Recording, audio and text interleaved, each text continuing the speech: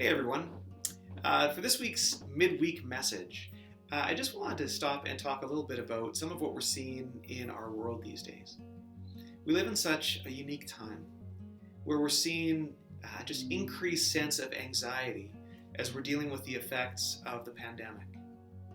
We're living in a time when we're seeing increased fear and even violence as the issue of racism has again surfaced and not been pushed down, but now has actually come into the fore. We're living in a time of increased polarization that we're seeing within media, whether social media or mainstream or fringe media as well.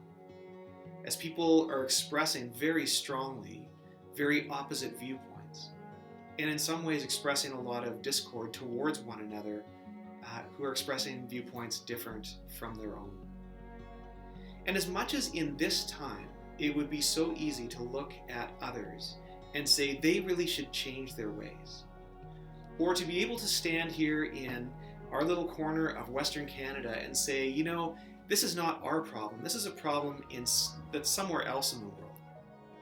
I've really been challenged, especially over the last few days, but even over these last few weeks, to not just consider this to be someone else's problem, but to consider how I'm part of the problem.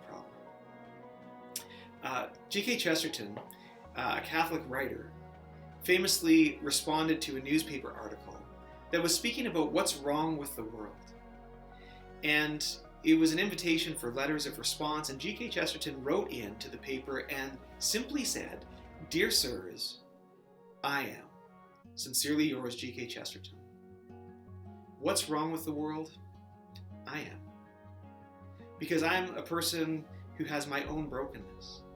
I have my own leanings towards anger, my own leanings towards violence, my own leaning towards discrimination, and not understanding others with a viewpoint different than my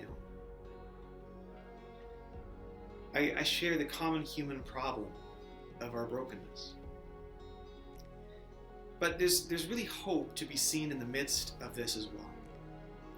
As I was reading in the Bible this morning, I was reading the book of Matthew about Jesus' birth.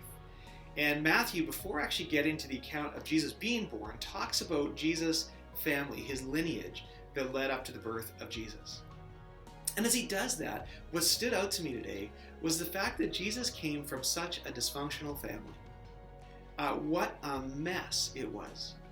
You know, from the ancestor who had slept with his daughter-in-law thinking she was a prostitute, to another ancestor who was a famous king in Israel's history who slept with another man's wife and then promptly had the man killed to cover up the affair, to a whole list of kings who were incredibly evil and did horrible things within their nation.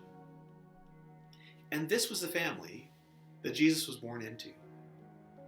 And when he was about to be born, an angel appeared to Jesus' earthly father Joseph and said, "You're to give him the name Jesus, for he will save his people from their sins." It's the meaning of the name Jesus.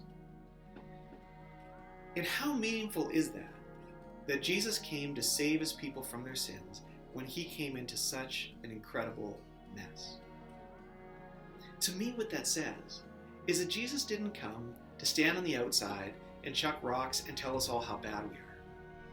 He came to meet us in the midst of our brokenness, to bring us life and transformation and hope.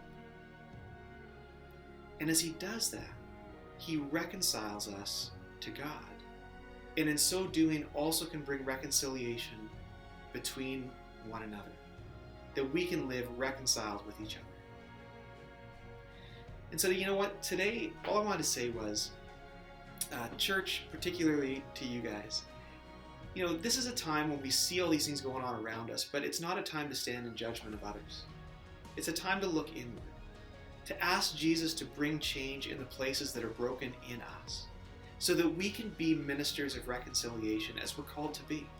We can be people who proclaim love in the midst of hatred. We can be people who actually share and are loving in the midst of the brokenness of our world.